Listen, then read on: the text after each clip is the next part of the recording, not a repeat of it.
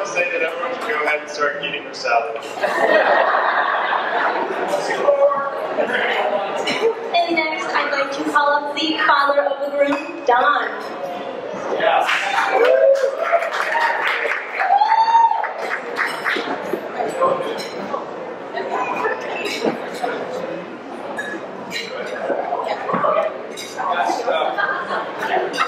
I want all of you to do what your mother told you to do.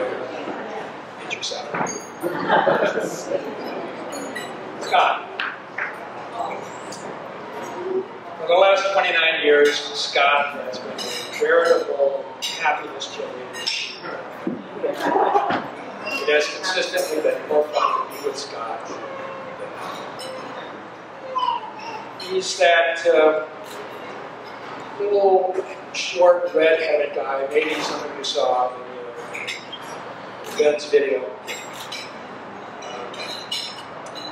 For quite a while, he just wore a hot pink hat.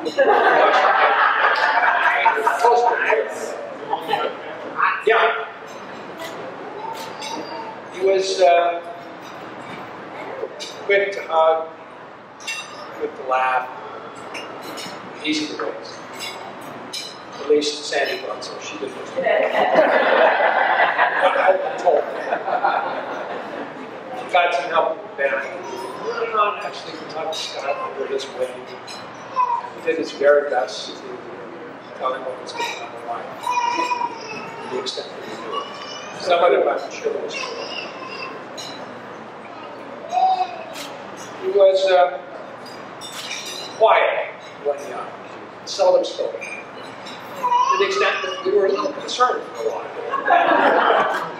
As time passed, we realized that math was actually his primary tongue.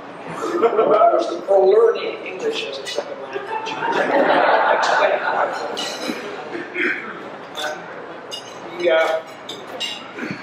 time grew tall, however, got stronger.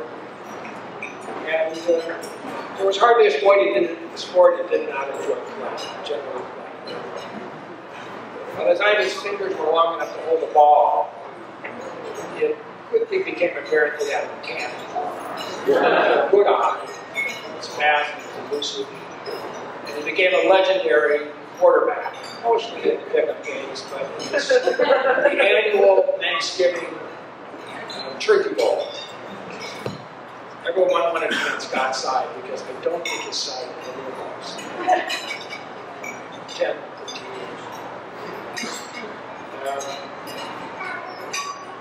But it wasn't just football. He enjoyed baseball and basketball. He's a very good golfer. He sails well. And he skis the very well. He's also a fairly good co-pilot on a small aircraft. I think he could get us down at this point of the best. That's why I take it.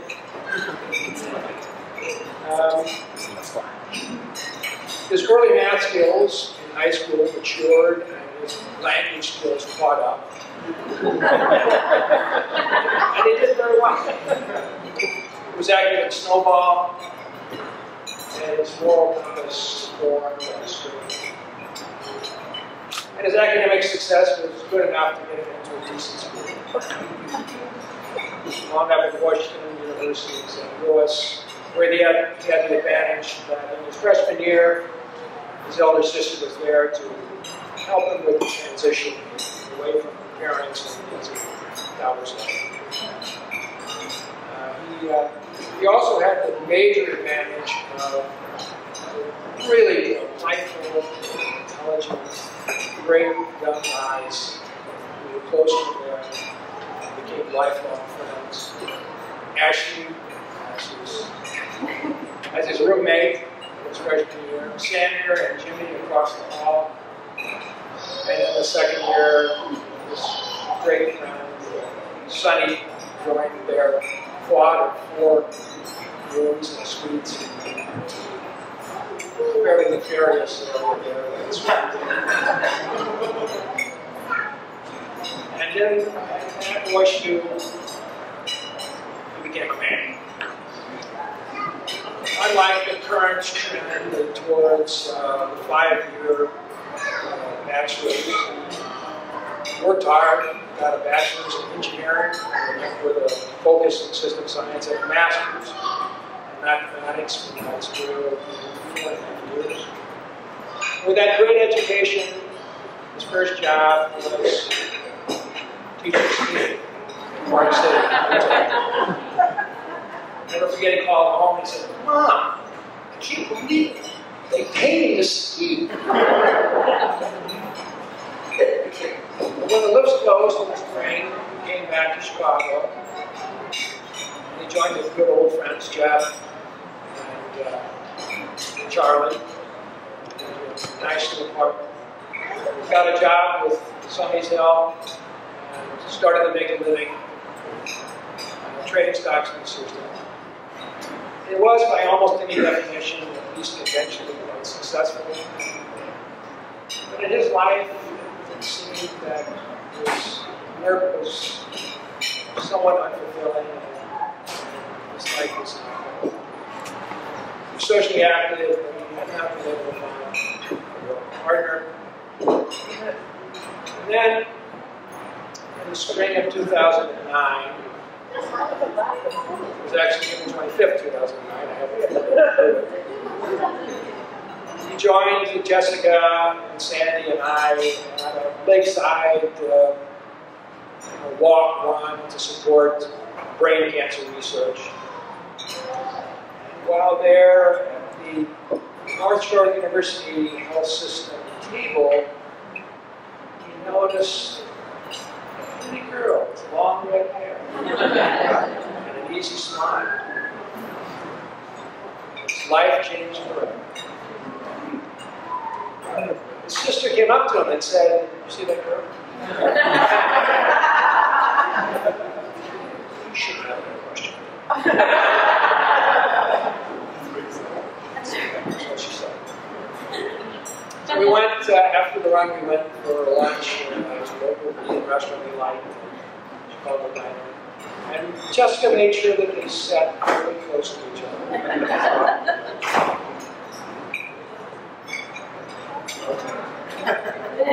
And he called. And she said, "Yes, she would like to."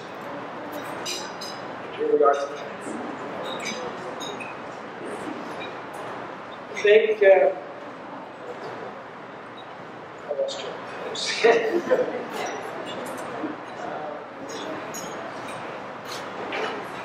oh, yeah.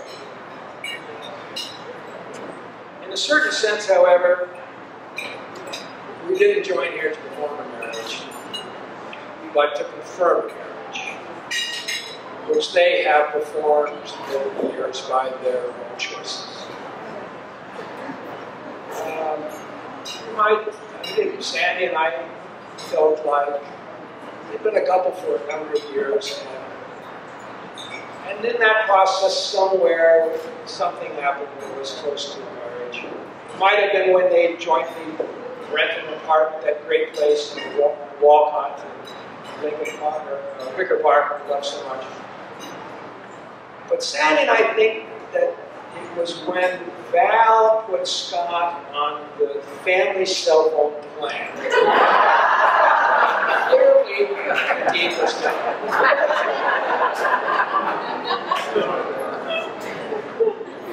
We are here just to get the paperwork done properly, so that they can file a joint tax return and Scott can be covered on Mara's University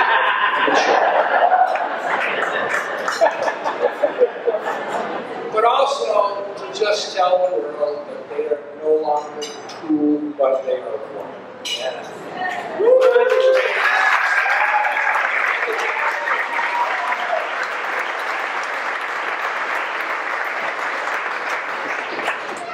In another sense, however, we are here for the families, so that they can be together with each other and to say how much they are delighted by these wonderful children.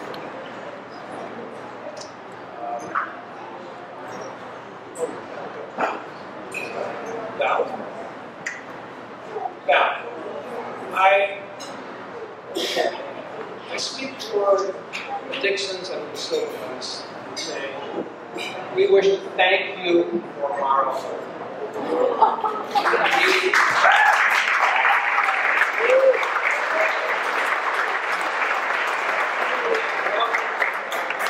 Great job. Yes, Archie was taken way too soon. But I sensed it is in this room. And I know that he is here. Thank you as well. We give to you Scott Francis, our youngest son and our greatest daughter.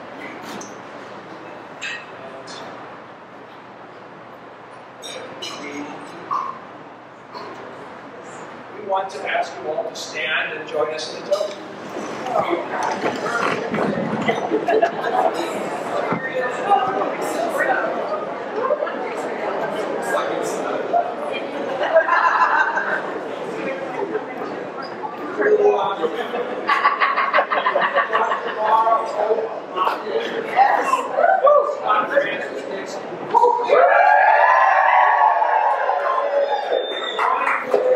Not by the power of any state law or jurisdiction, or even this